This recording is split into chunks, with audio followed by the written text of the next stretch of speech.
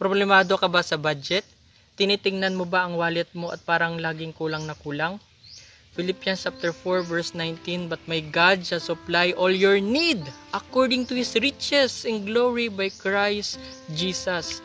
Minsan ang tingin natin, ang source natin ay ang trabaho, ang sweldo o ang bank account.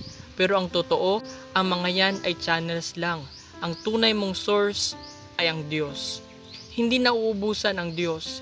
Hindi siya apektado ng inflation o takbo ng ekonomiya. Kung siya ang nagbigay ng buhay sa iyo, hindi kanya papabayaan sa mga kailangan mo. Huwag mong limitahan ang kakayahan ng Diyos sa kung anong meron ka sa bulsa.